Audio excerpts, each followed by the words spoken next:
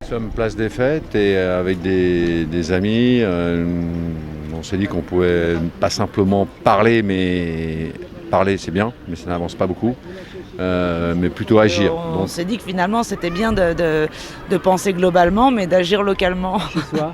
Chez soi, avec les forces vives qu'on a près de chez nous, parce que c'est avec nos voisins qu'il faut qu'on s'organise. À Place des Fêtes, là, il s'agit d'aller parler aux gens qui nous entourent, à d'autres populations aussi. On parle souvent des populations dites non moyennes, donc classe ouvrière, qui ne sont pas présentes dans le mouvement. Typiquement, Place des Fêtes, c'est un quartier populaire. On peut aller parler aux gens et c'est une autre logique de lutte. Voilà. Dans tous les quartiers, on devrait se réunir et être capable de poser les problèmes globaux et pas de les déléguer à République qui décide pour nous et nous on s'occupe du local. C'est un peu comme ça que l'État est organisé à l'heure actuelle. Je pense que les assemblées de quartier, l'intérêt qu'elles ont, c'est de pouvoir permettre l'expression à échelle humaine.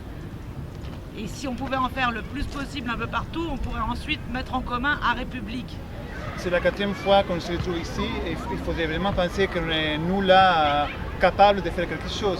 L'intérêt aussi d'être ici pour moi et de pouvoir discuter, c'est aussi pouvoir déconstruire ce qu'on appelle le langage médiatique, mais en fait qui a un langage qui se répand, que nous on répand aussi.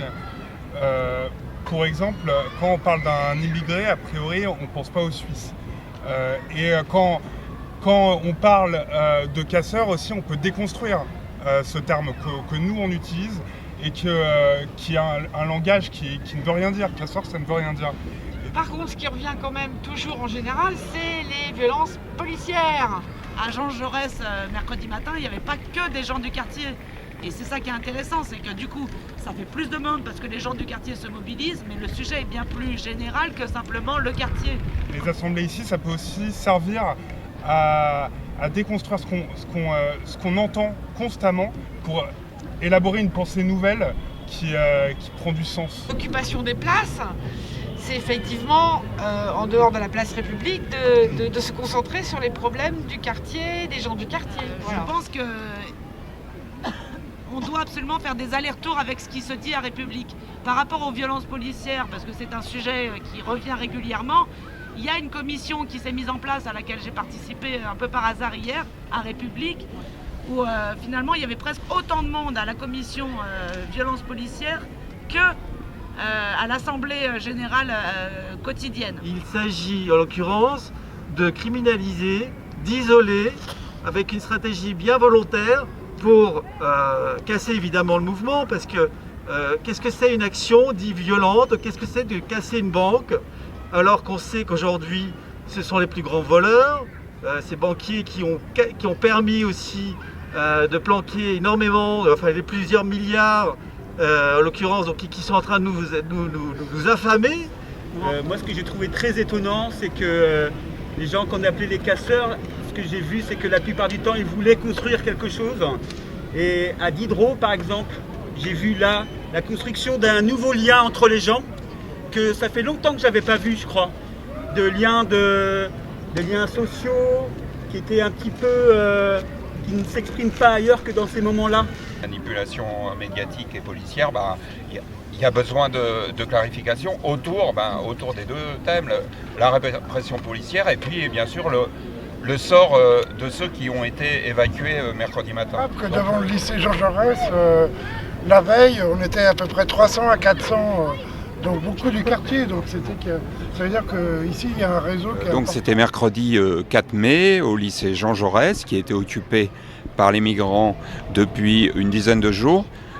C'était un lycée qui était vide depuis des années et donc des migrants qui étaient à la rue ont décidé de l'investir. Ils étaient, je crois, 300-350. La demande des associations qui organisaient l'action, c'était d'être non violent, c'est-à-dire de faire des chaînes humaines devant l'entrée du portail sur l'avenue Simon Bolivar, sur la rue Simon Bolivar, et on était des centaines, les uns attachés aux autres, se tenant par les coudes. À un moment donné, les gendarmes, c'était pas des CRS, c'était des gendarmes, sont arrivés Mais ils sont arrivés et sans aucune sommation, ils nous ont poussés avec... ils avaient leur bouclier. Au début, ils nous ont poussés, puis comme on était là et qu'on ne bougeait pas, ils ont commencé à gazer. Mais tout de suite, il y en a un qui m'a pris, qui m'a balancé par terre, qui m'a foutu un violent coup de matraque sur ma cuisse gauche, qui s'en souvient encore. Mais c'était démesuré, alors que moi, j'étais comme ça. Je rentre chez moi, tant bien que mal, et j'allume ma télé pour voir. Alors je vois que ça fait partie la une des médias. Je tombe sur iTélé où j'entends le journaliste tranquillement, il était dans la rue, il était là, Simon Bolivar, tranquillement, qui dit que les forces de l'ordre ont été obligées de gazer parce qu'il y avait des individus cagoulés, ce qui n'était absolument pas le cas. Il y a eu beaucoup d'images qui sont passées sur les réseaux sociaux, heureusement que ça existe, et même sur certaines chaînes qui montrent que c'était pas vrai. Moi je suis étudiant à Paris 2, donc c'est déjà un endroit assez compliqué pour militer. On a eu Libération qui est venu faire un article. Paris 2, c'est connu à Paris, la réputation de Paris 2 en province, pas trop. Ils ont mis Paris 2, RAS, mobilisation. Qu'est-ce que ça veut dire si ce n'est dire qu'il se passe rien ?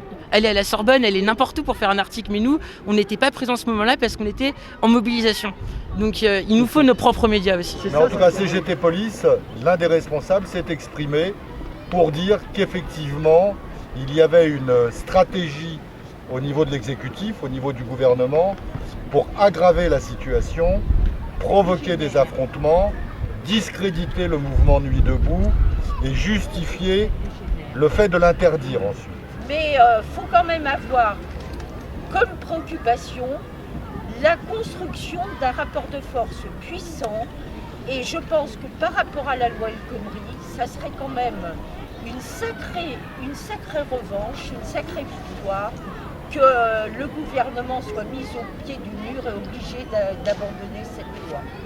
Et c'est vrai que en ce moment, on expulse beaucoup les sans-papiers, on les dégage de partout, on va peut-être les emmener à 500 km de Paris parce qu'il y a quand même la coupe de football qui va venir en France. Ce que vous devez savoir, c'est que ce stade il a été fait par les sans-papiers qui y travaillaient.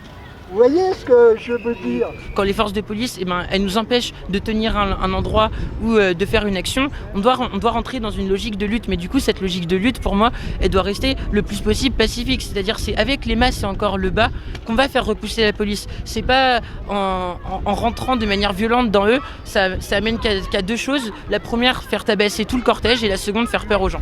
Il y a effectivement, au sein de la police, je dirais, un mouvement républicain qui s'exprime lorsqu'il a conscience d'être manipulé. C'est pas la majorité, il ne faut pas être angélique de ce point de vue-là, mais ça existe. C'est la première fois que je viens ici dans le 19e.